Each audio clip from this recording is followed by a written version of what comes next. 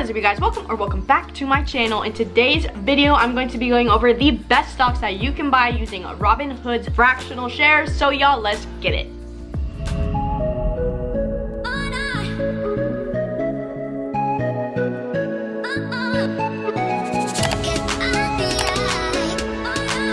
Alright guys, so I'm actually not gonna bore you with the typical Amazon, Google pitch. I mean, duh. Obviously, we know investing in companies like that is kind of a no-brainer. But I want to give you two stocks that I believe you should be buying with fractional shares. Stocks that I think that you should still think about investing into, meaning they're still worth it. Like, they still have a room to run, room to grow, and I think they're kind of just starting on that growth potential. And both of these stocks are over the $200 mark, just because I feel like, you know, for a lot of people, me included, dropping $200 on one share of a company is a little bit expensive, especially if you want to diversify. You may want to take that 200 and do 50 in 4 different stocks, 4 different companies. So these two stocks are going to be over 200 bucks. I just feel like that's kind of like a higher end price. Obviously, there are companies with really high ones like Amazon and Google and Netflix and Nvidia and all those. So let's go ahead and let's get into these stocks. Now, I do want to say that one stock I feel like is pretty low risk, but the other stock, I'm going out on a little limb here because I think it's a little bit more risky than the other one would be. So let's go ahead and get into the low risk first. You know, save the best for last. Not that it's better, but more exciting for last. Alright y'all, so the first stock is one that I actually have mentioned before, which I will go ahead and link that video down in the first comment below so you can check it out after you watch this one. So I'm not really going to carry on in depth about this per se. You can check that video out, but that stock is going to be Adobe. You guys, you can see here Adobe is currently about $511. You can see some basic stats here. Their PE is at 63, which is pretty damn high, but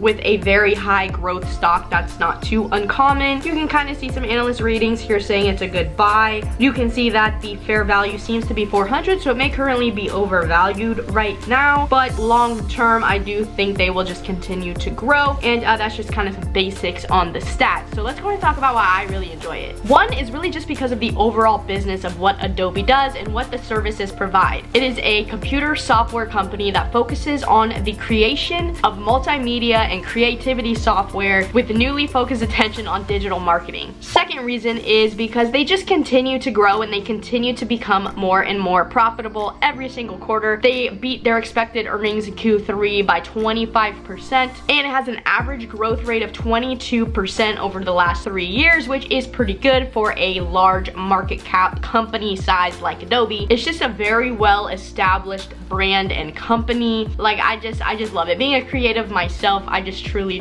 can see the value in what this product is, what these services are, and I can see the changing platform that they are putting out there for us, and it's just all good things. Which flies into my third reason. Because I am a creative, I do use their services. They do have something called a Creative Cloud, which is a subscription based service, so you can pay either monthly or yearly, and it just provides a ton of tools for productivity for things personally that I use, such as Photoshop, Lightroom, Premiere Pro, Spark, plus so many other options and different desktop apps, mobile apps that you could think of that you could use for productivity. And the fact that they do now have these kind of cloud services, like I mentioned, the Creative Cloud, but they also have other cloud-based services that just really makes the use of the product very seamless and very easy. Whether you're a content creator just solo by yourself, or you're a marketing team or what have you, you can have access to all these different files, all these applications, all your projects in one place that can be logged into from any member of your team and what have you. So the other two cloud-based services they have are Document Cloud and Experience Cloud. And that Experience Cloud is kind of what I talked about earlier about their focus into digital marketing and kind of their newly found kind of thing that they're focusing on, which is really going to help them focus on like e-commerce, digital, maybe advertising, revenue via online sales, just stuff like that. Which, if we've learned anything in the economy of Corona, it is in fact cloud-based subscription, digital, e-commerce, online is crucial, and it saved a lot of businesses from going under. So I think it is something that a lot of companies are trying to adapt to. Plus, just to make me feel a little bit better financially about the company, it's sitting at over $4.35 billion with a B dollars of cash and assets, and its liabilities are coming in around, and debts are coming in around 4 billion, which the next payment of 500 million is not even due until February 2023. So they're sitting pretty for years to come. I'm just very confident, and obviously you guys already know this is my own opinion, so do your own due diligence, but I just firmly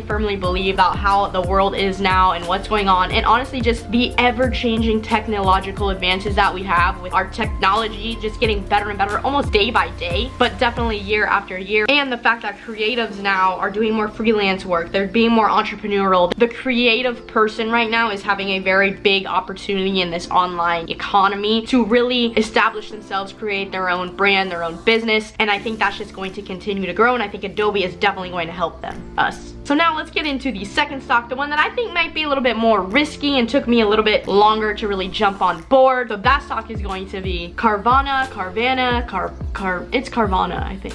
It don't matter. So Carvana is currently at $210. They're basically a vending machine of cars. You can buy a car, it comes down this cool vending machine type of thing, gets on a truck, gets delivered to you basically like the next day or within 2 days or something like that. The stats down here, 52%. Now I did mention this is a little bit more risky. They're not technically currently profitable right now, and usually that's a fat no for me, but we are talking about fractional shares, we're talking about a little bit of growth here, so I don't know, I just really like them. I like the concept. I'll go into that in a minute here, but I just kind of wanted to show you the overall, you know, concept, what analysts are thinking, just stuff like that, you know, whatever, the basic good stuff. So let's go ahead and just really get into why I think adding Carvana to your portfolio in a fractional share sense of the way is actually a very good idea. Well, first, I mean, it's proof here that in 2018 it was the fastest growing used car dealer in America, and I'm pretty sure that I would go out here to say that it has just continued to dominate and beast out, especially now with what's going on with Corona. You already know our economy has changed a little bit, and do I think Carvana is going to be relative in maybe like 10 years? I don't know, but I do think for the next 3 to 5 years it could continue to still really push up. And I was thinking, you know, if I should halt on the whole COVID economy stocks because I think they're way too overpriced right now. And after listening to a lot of, you know, economists, analysts, and Powell himself really talk about how they truly believe that this economy is going to take years to fully recover, that it could take to 2023, 24, 25, that kind of makes me realize like, hey, all right, let's maybe jump on this for the next 3 to 5 years, because this is a clear COVID winner. This is a clear current economy winner. The whole online attitude of America right now, and just kind of the world, if you can be, it's just very crucial to really understand that. And Carvana has taken things like Hertz and things like CarMax and other dealerships kind of by storm here. And at first I never thought anyone ever would purchase a car without going to a dealership and driving it and touching it, and personally that's what I need to do. But when I started doing a lot of research, I don't know, I kind of dig the whole Carvana experience. I kind of dig the whole concept, and I think it still has room to go, because I'm pretty sure there was a point in time where people probably thought that, like, they probably heard about like Amazon Fresh and getting groceries delivered to your door like an Instacart, and we were all like, why would you ever do that? You want to go pick your own fresh fruit, fresh veggies, your own ingredients? Nah, people be ordering food all the time, gets dropped off at the door all the time now. This is like a no-brainer. We've seen it just happen with Amazon Fresh. We've seen now Chewy really take off. I've mentioned Chewy before in a video. This whole new way of living, the fact that you don't have to leave your house to buy a car is kind of like,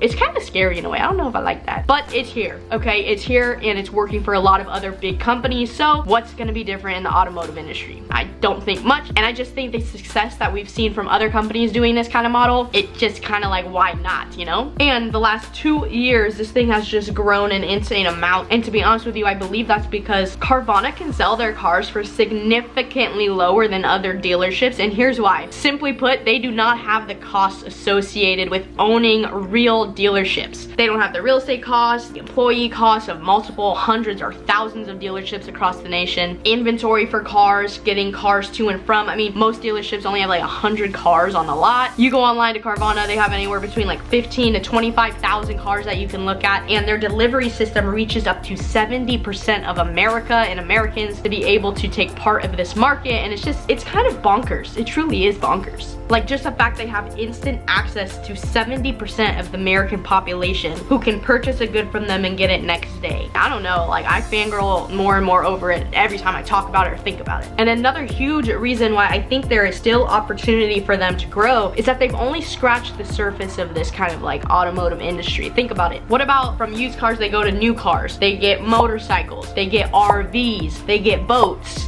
You see where I'm going with this? I'm just really thinking that this could be something worth owning, and if they can bring in those other markets, it's going to continue to grow and become quite a bit of a beast. So I am going to be looking at adding Carvana to my portfolio, but disclaimer, you guys, make sure you are subscribed and hit the damn bell, because the next few videos are gonna be a little bit kind of crazy. I have some news about some stuff. I sold a lot of stocks, I can't lie. It's not clickbait, it's not nothing. So make sure you are subscribed and hit the bell so you are updated and notified about what I'm doing, because I am on a financial journey, y'all, and I just like to entertain and educate y'all along my journey. And my journey is taking a little bit of a spin here.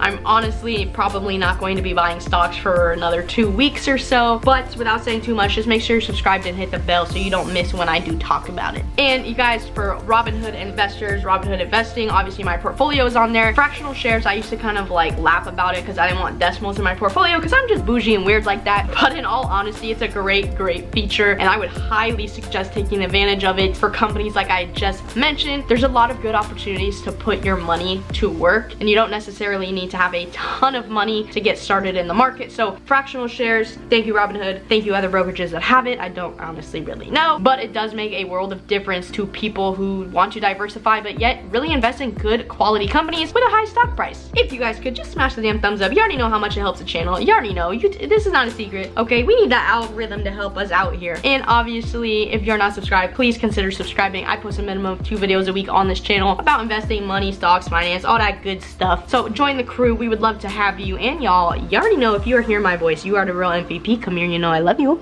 And like always, you guys, enjoy the journey, whatever your journey is, and always remember to do what sets your damn heart on fire, and I better see y'all in my next video. Bye, guys.